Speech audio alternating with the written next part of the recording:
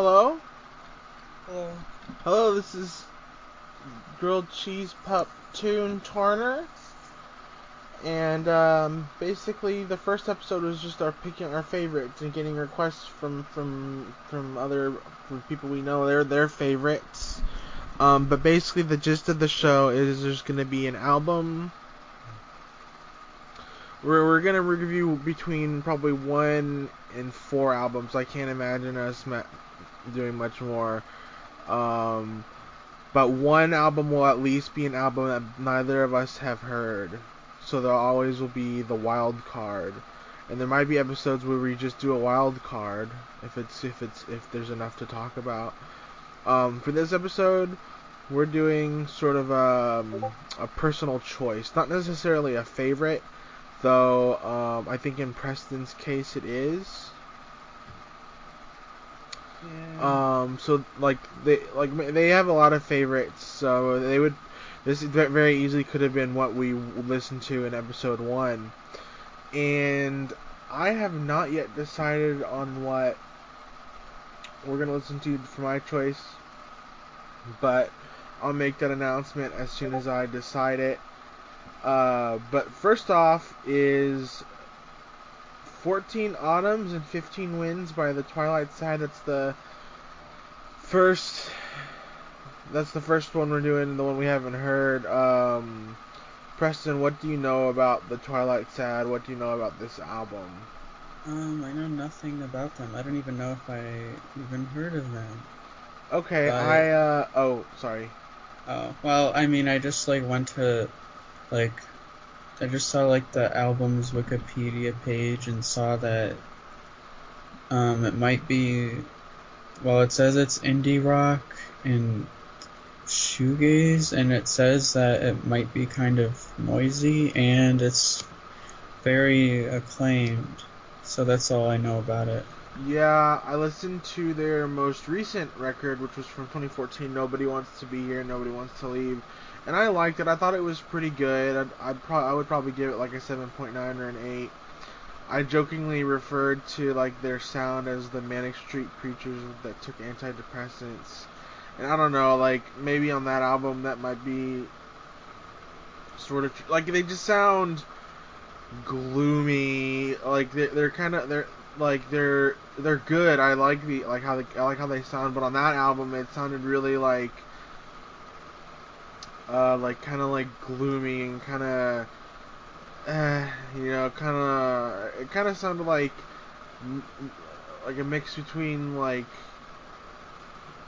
maybe the gloominess of the Smiths, but not quite that gloomy. Just sort of like a vague melancholy hung over each song. Yeah. But yeah, so I don't know if that's just an aesthetic they developed or if it was there from the start. I guess we'll find out. First song has a pretty cute name. Yeah, it's cute. Are you there on Spotify? Yeah. Okay. We'll see you, and hopefully we'll get warmed up in the birdhouse from 14 Autumns and 15 Winters. Preston, lead us off here. What did you think about this tune? This tune? I liked it. I thought it was nice. I don't know. When it first started, I wasn't super into it. I liked the guy's voice. I was going to ask strong you Scottish accent. if accent took away it or added. To me, it added. Yeah, it adds. It adds. Because I feel like without his accent, his voice might be a little I don't know. I feel like not that unique, but I like his accent. I feel like his accent makes it good. Makes his singing good. Yeah. Yeah, I think. Makes this. I mean, I know it. Good. I know it sounds kind of weird, but I think his accent added to the song kind of a lot to me actually, because if just some singer, I don't know, just I think I needed that uniqueness in his voice to make the song more interesting to me, honestly. But also, but yeah, that added a lot. But his vocals were very passionate, and I really liked that. I felt like his vocals sort of emphasized. There was sort of like it felt like there was like it didn't feel like a happy song. Like it felt No, like it almost sounded very it sad. felt it sounded like an aggressively sad song. Not aggressive, but like very almost Very desperate. passionately sad, if that makes sense. Hmm. And yeah, I liked like at first when like the drums kicked in, I don't know, I wasn't feeling it for some reason, but as it went on, it like grew on me a lot. Mm. Um, I don't know, I just thought like the sound of it is good, and I really liked the single piano note that plays throughout the whole song. I think that added a lot to it. And yeah, I just like the sound of. I mean, I guess it is shoegazy with like just a lot of just a sea of guitar chords, and it's just very big and vast sounding. I didn't really pick up on the shoegaze, but I mean I don't know. I mean, I don't know if I'd call it straight up shoegaze, It but I might be think shoegaze elements or yeah, I something. think it had like a sort of like a So I thought shoegaze you couldn't really hear the vocalist usually. no, yeah, I just thought it sounded like an influencer sort of a Okay. or just it sounded shoegaze-esque to me. Okay. But So what are you gonna give this bad boy? I'm gonna give it uh, I'll give it an 8.1. Alright. Yeah, I like this song quite a bit. I'm pulling a similar score. I'll give it an 8.2. Ooh. And the next song is That Summer at Home I Had Become the Invisible Boy. Oh no, is he in a Goosebumps book? It That was sure sounds like it, and I think this was the first single. Yeah, first single released from their debut album. So we're gonna listen to that. Come back to you. Into the second song, That Summer at Home I Had Become the Invisible Boy. Preston, you're our lead reviewer since you know the most about music and have the best music taste. oh, I think everyone has No. good taste. They just In like this what they like. podcast, you have the best music taste. So, what did you think about That Summer at Home I Had Become the Invisible Boy, which was I the thought first single. It was the first single that they ever released. interesting. I thought it was good. I mean, it's definitely passionate. That can't be denied. It's very passionate. And I mean, I thought it was nice. I thought it sounded good. I liked the I don't know if it's an accordion or like a chord organ, but they had that at the end of the first song too, and I like that sound a lot. And I do like how they kind of create just like a wall of like drony sounds. I liked the end that just had a lot of like guitar loops, just like sort of like a drony ending. I liked that. So I thought it was a good song. It's not like so far this album it seems good to me. It just doesn't seem like something that I personally would come back to. And I don't know why, it's just my personal taste or whatever, but I mean I do think it was good. So I mean I liked listening to it. So I guess I'm feeling like a 7.9 on it. I think the lyrics for me left at some points for some reason it just or not even the lyrics. I don't know. There was just a simplicity to it, but I don't think that's necessarily a bad thing at all. I think this song like a 7.8 maybe. I think this song picks way up. When he just starts talking about 14 and the guitars come in. Well, it starts out kind of acoustic-y, and then it comes out with this explosion of noise, and then I think it becomes a very solid rock song. Ooh.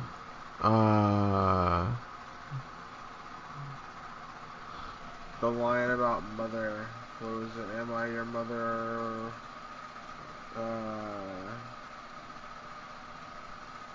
What is it? A loving mother.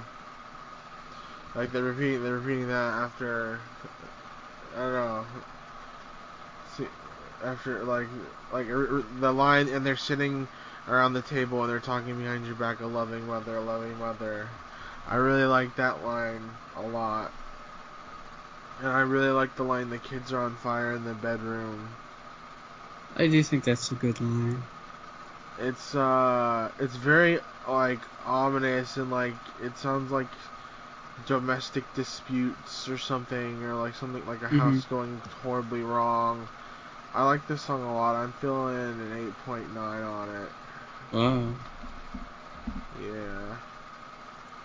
So the next song is Walking for 2 Hours. It sounds like fun, not. Song Walking for 2 Hours? And I'd like to say something, Preston. It sounded like I was listening for 2 hours. Oh no. You didn't like this one? Wasn't a big fan. I thought the 2-minute outro was good. I feel like it didn't add it to anything, because what it was adding to wasn't anything great to begin with. I actually feel, kind of opposite. I actually preferred the last couple minutes of the song to everything before it. I just liked it, for some reason I liked it better when it was instrumental. I thought the guitar had a really interesting tone to it, and I liked this solo, and I thought it was interesting how, like, I don't know, there's just some interesting effects on the guitar to me. Talking in a vacuum, yeah, but like the pre-outro, pre-instrumental part of the song is so droll, and like the chorus isn't that good or has that good of a hook. It's kind of dumb, I think, and then you have to listen to a 2-minute outro where you're like, okay, I get it. I want the song to be over. That's pretty much the feeling I got through the song. Well, what I felt was I wasn't really that into it for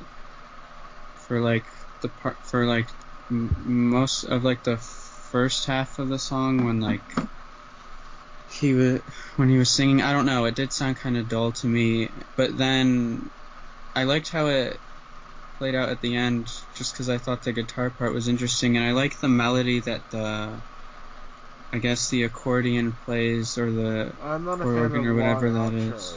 I'm not a fan of long outros unless it's attached to a really good song. Well, I don't know. To me personally, the outro added to it, because I liked how the accordion melody shown up more at the end, and I liked just the sound of it. It added to zero. Added a nothing. I mean, I didn't hate the first half. I just wasn't that into it. But I'm feeling like, I don't know. What are you feeling, Preston? I don't know. I'm feeling like 7.5, because I thought the first half was just like all right, but then the second half elevated it for me. I'm feeling like a 6. Okay, the next one is Last Year's Rain Didn't Fall Quite So Hard. It's like we're listening to like farmers music. Like that's what this is supposed to be about. Like it's a concept album about farmers. I don't know. Maybe that's what it is. Last Year's Rain Didn't Fall Quite So Hard. It wasn't what I was expecting. Sort of like an interesting layered. I mean, it wasn't really an instrumental, but he basically just repeated the same thing over and over. It was like almost like a chant-like aspects to it. It was interesting.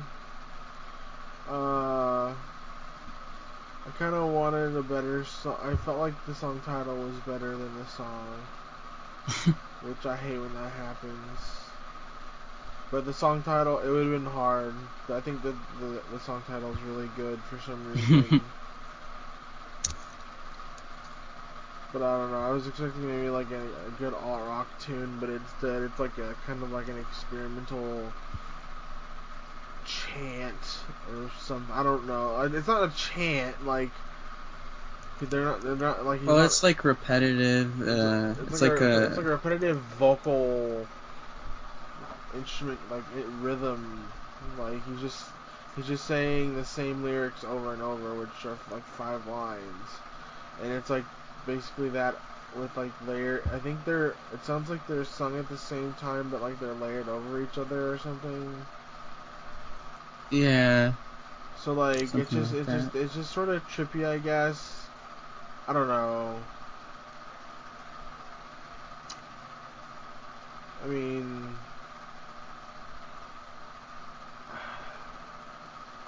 I thought it was okay. It was alright. It didn't capture me or anything. It sounded like bad Scottish Radiohead.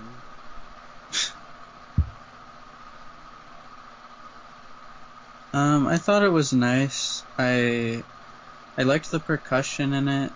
And I don't know, I keep saying this, but I like I mean, I should really like see what instrument that is, but the instrument that I keep calling the accordion, I just like it.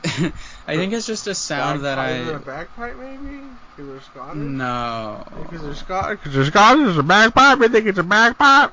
I mean, all Scottish bands do have bagpipe in them somewhere. Yeah. But it doesn't sound like a bagpipe to me. But I don't know. I just think they use that instrument well for. I don't know. Or maybe it's just because I like the sound of like drony chords on like a accordion or chord organ or that type of sound. But so yeah, I just liked the sound of it and like the atmosphere of it. I thought it was a nice, just like a nice atmospheric piece, I guess. Yeah. So I'm feeling like a 7.7. I liked the piano in it too at the end. I'm feeling like a 6.9. So the next one is Talking with Fireworks / Here It Never Snowed. So it sounds celebratory / very ominous and spooky. So we'll see what that's about. / Here It Never Snowed. Prissy Pussy. Prissy Big Prissy got a big prissy pussy and lets it show. What you think about? Got a big juicy taco. What you think about Here It's Never Snowed? Well, first of all, you say Here It Never Snowed is spooky and ominous. I don't think it is necessarily. I think it just evokes the fireworks and it never snowing. It like evokes like a warm, summery feeling to me. But anyway. Something never happening. Yeah, but that don't. I guess I can see how that could be like ominous. A weather thing. It's never snowed here. Well, there's some places where it never snows. I know. But it doesn't mean it's not spooky. I don't want to live in a place that never ever gets snow. That's weird. It's like living in a place that never gets rain. Well, that seems weirder. Okay, anyway. There are plenty of places that live where they don't get rain, and they're in drought right now, and you have to send money to help them. Yeah, that's... Well, so, all the ad revenue that we'll be making from this show is going to, the desert. Albany and the Chipmunks charity. Albany and the Chipmunks? Albany and the Chipmunks charity. Headed by Dee Albany. I thought you were going to say Dee Allen. No, he said this in the studio. Hey, I just sort of want to donate to the causes that they're working for. So we're going to the Albany Chipmunk Foundation, the ACF. That's where we're going for. Why was this brought up? Something about drought. So okay, yeah, they help famine relief. They do famine and drought relief in California, actually, because it's send us your money. Yeah, send them money. I'll send you my PayPal if you ask. Just DM me or toilet message me. So the song, what did you think about it? I really like the. Would you give it? Oh, sorry. What rating would you give it? Well, I want to talk about it just a little bit first. Fine. I liked there's like a heavy droney part that I really like. There's multiple. Well, yeah, but it's like the same thing. It's like just repeated. But I like that part a lot, and I like the atmosphere of it, and I like when like the snare drums come in. And then, so the first time, like when I first put on this song and that part came on, I was like, whoa, this might be like my favorite song so far, because I just really like that part. And I really like how when that part ends and transitions into the next part, there's this rhythm with the drumsticks that I really like. But then musically, I was feeling like the verses with like the lyrics weren't, I don't know, they were just like okay to me. But then I liked how it went back into the droney part again. And then the second verse I liked more because there was stuff going on with the drums that I thought made it more interesting. And then by the time the drone went on for the third time, I was like, okay, I'm getting like used to this. I'm not super into it. But I don't know, I do really like that part, that droney part at first. And the verses I didn't think were bad, I just thought they were okay, but the second verse I liked more, so... But yeah, I thought the song went a little long for me. I thought it could have done more interesting things, like maybe the drone could have changed it up more and the third time it came around. There was a really long, like, I guess that was Here It Never Snowed, was a long, slow, acoustic-y part, which I thought was just superfluous. I wasn't that into the ending, how it ended, so, but there were things I did really like about it, so I guess I'm feeling like a 7.7, because I thought the aspects I liked about it were really good. At first I was sort of averse to the droning part, but actually it ended up being like the best part, and where like, honestly, this is probably, I don't know. I felt like it could have built up to it better, I guess. It built like I felt like it kind of like you said, felt like it was overused, maybe. Yeah, I just think they could have done something better, more interesting with it, like at the ending, like the last time they did that part and then it went into the outro. I feel like that could have been a lot more interesting. Yeah, I'm giving it a 7. I'm giving it a 7.2. I'm giving it a 7.2. I'm giving it a 7.2. So I'm giving it a 7.2. The next song is Mapped by What Surrounded Them, which sounds ominous. I like that title. Yeah, me too. We'll see how it is. Hey, Preston, what do you think? I liked this song. I liked the chord progression. It had a dark sound to it. And I liked,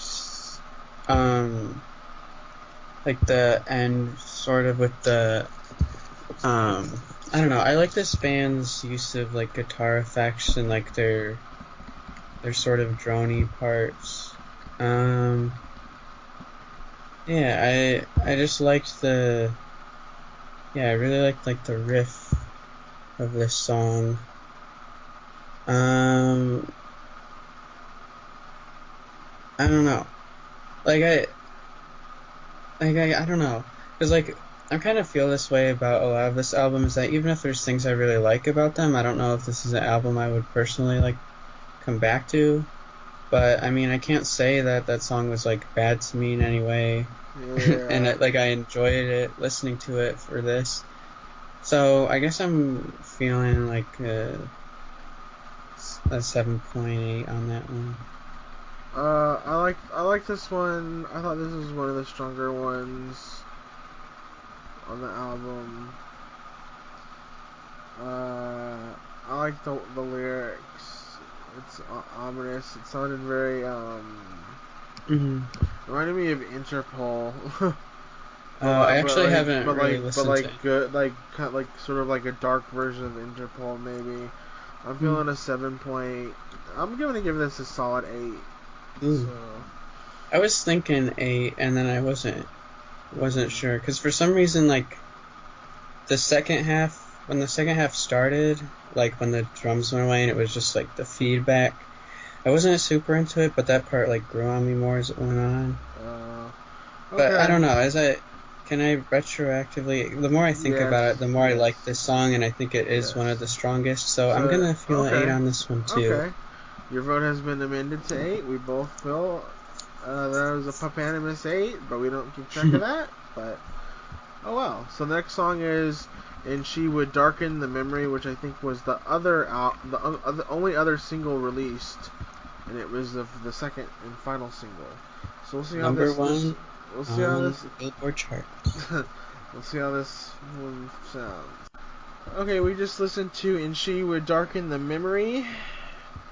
I thought the outro to the song was pretty good, but they have kind of a penchant for making like really long outros that don't really change up, and they're kind of almost monotonous in a labor camp sort of way. Oh my god. Um, but I think they're not horrible. They're decent. They're okay. This song I thought was about average. Um, PB, what do you think about it? So when it started, I was not that into it. Like I thought it was like all right. Like I thought it just sounded kind of nice, but to me it sounded just kind of like a lot of songs on this album before, but just not like quite as good. I don't know. Yeah, I think this it deep in the sounded track listing, maybe the sound to, is starting to wear on me a little. to use modularity in theory. It was a simulacrum of the previous. Yeah, and just not just I don't know. I just felt like songwriting wise, this just wasn't that super strong. But I gotta say, I think I'm just like a sucker for like for like droney parts or something. Just to me, like the last like half of this song elevated it for me. I just like the droniness and like I like the sound of the cymbals on this one. I thought it was kind it was like harsher than like the other drony parts that pop up on this album. And I liked that, and I liked this like ominous feedback that was like surrounding it. So I did like that part of the song quite a bit, but I don't know. I still wasn't like that until like the first half of the song, even though I thought it was all right. I guess I'm feeling like 7.6. Hmm. Okay. I was actually feeling little similar, but a bit more pessimistic. Feeling like a 7.3. So we're reviewing the penultimate song. I'm taking the train home, which I like that song title. I think the song titles on this album are really good. I think my favorite song title on the album is Mapped by What Surrounded Them. And I Yeah, like I like that one. And She Would Darken the Memory too. Yeah. Okay, so we're gonna listen to "I'm Taking the Train Home." We just listened to penultimate song of 14 Autumns and 15 Winters by Twilight Sad. I'm taking Twilight Zone. I'm taking the train home. I'm gonna go first. Really repetitive to the point of like I just wanted it to end. Way too long. It didn't sound bad, but it wasn't good enough for the length. It didn't justify itself. So I'm giving this song like a 6.5. I actually, it is repetitive. I did think it was a little long. I think it could be at least like a minute shorter. But I also, I understand why it's so repetitive because I think the chord progression is really strong. I really liked the chord progression of this song, and I understand I don't pick up on those, so. I mean, it was just basically just the way it was written. I just liked how it sounded. I don't pick up on it. It's all intuition. I just thought it sounded really good, basically. So, like, I understand why it's so repetitive because it had a lot of like propulsion to it, and like in a song like this where I keep saying drone, and I don't think this is this. What I mean is, I don't know. Like, I understand like how they would how this song is sort of locked into a rhythm, and I understand why it plays out for a long time. It sounds like krautrock bias creeping in. Yeah, I mean, it's not like it isn't krautrock, but like it has that sort of thing where it's like, because it's like, I wouldn't say this is like a groovy song or that it has like a groove to it, but it has like just like a rhythm and like just these chords that just like locks into in a way where like it almost sounds as if it just has to repeat. I don't know, like, so like I don't know, like I understand the length of the song. I did think it went on a little too long though, but I did also really think that the songwriting was strong. I just think it could have been shorter, but I still liked it, so I'm feeling like a 7.8. Oh, I thought the song it was just very simple. It didn't like it. Well, there wasn't anything profound or anything to really justify the length. If this was like a 2 or 3 minute song, it'd be a much higher score for me personally. So we're gonna review the last album and then wrap it up. I personally wouldn't mind if it were like 3 minutes either, though. Yeah, we're gonna review the last song, 14 albums and 15 winners, and wrap it up for this episode. Listen to the 14 albums and 15 winners, which was an instrumental. I'm pretty harsh on instrumentals. I didn't really find anything that great about it. I mean, it was like, yeah, it was kind of spooky, I guess, but I don't know. It felt very forced. I don't know. Like, oh, it's so ominous and fucking spooky. Whatever. Just in the album one, I'm taking the train home. Giving it like a 5.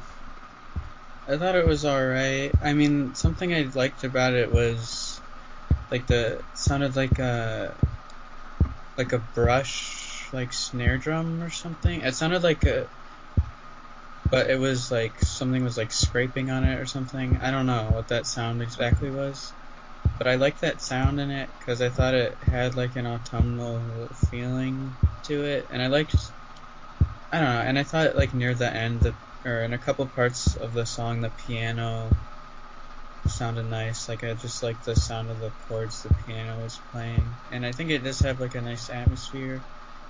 But yeah, I didn't think overall though I wasn't like crazy about it. I just thought it was alright. I thought it was just like a nice, like sort of pleasant little instrumental. I don't know, I think it could have been more interesting than it was. I guess I'm feeling like a 7.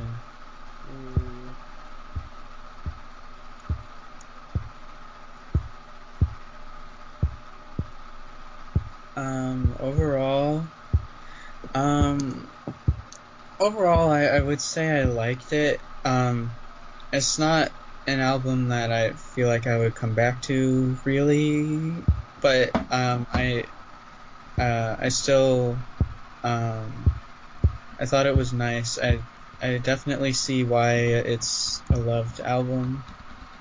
I think It has a good sound. Singer's very passionate. I definitely see the love for this album. I liked it, but I wasn't like crazy about it. But I thought it was nice to listen to. And I think I'm feeling like a 7.8 overall. Okay. I felt that this album was hindered by its prolixity. It went on for too long. The songs that were great were very good. The first two songs and My Pirate Them I thought were really, really good songs. But the songs I didn't like, they were either like they just dragged on too long. They were too atmospheric. It was just a weak atmosphere. It didn't draw me in. Like it suffocated me with its weakness. It was distractingly a weak atmosphere at times, and it was extremely repetitive at times, and that really draws it back. But the singer is very good, and at times it reaches really good heights. Like I really like the first and second song a lot. I don't know if I would come back to those two songs, but if like they were on, I'd be like, oh yeah, that'd be good. Or I might throw that on like my Spotify playlist and then like, oh, I remember that song. I'll listen to it maybe. I don't know. They kind of seem like a band you have to be in the mood for. Yeah. But I'm gonna give this album a 7.1. My favorite tracks were definitely the first track. PB3 choices. So peanut butter. PB3. The PB3. And I cannot pick three of the. I cannot pick. I mean, I think that rule is gonna be tough, especially this time around, because you liked less songs than I did. I know. That's why. That's why it's fun. Like that's why it's fun. That's why it's fun. That's why it's fun. That's why it's fun. Well, okay. How about we pick heads or tails on who gets to pick this first this time? Okay. So it's always PB first. PB first. It's tails. Okay, so PB's first. Yeah. Did we even say who is heads or tails? We know it's you. We know tails is you. Yeah. Just so the audience knows, I'm always tails. That's just how it goes. Because they're furry. So. Not. Well, yeah, that is the reason. So, what are your PB3 choices? Cold Days from the Birdhouse. Yeah. Maps by What Surrounded Them. I know you would have chose those two probably. And then I don't know, like the other tracks. I mean, I guess Talking with Fireworks, just because I really did like that droning part at first. But I don't know, other parts of the song I wasn't that into though. I guess I'm Taking the Train Home. Even though I did think it was too long, I thought the chord progression was really good. Okay. For me, my staggered 3 choices are That Summer, At Home, I Had Become the Invisible Boy, which I think is the best track on the album.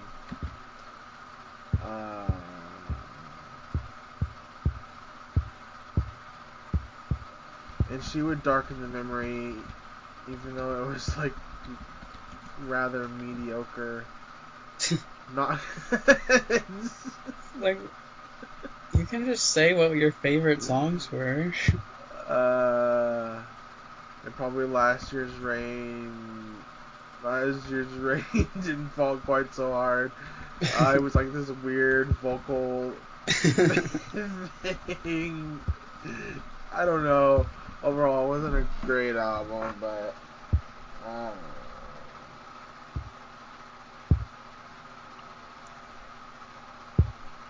We need to end this on a good note. Well, the next episode we're doing Homogenic by Bjork. That's a good note, right? Lots of good notes that she sings on it. Yeah.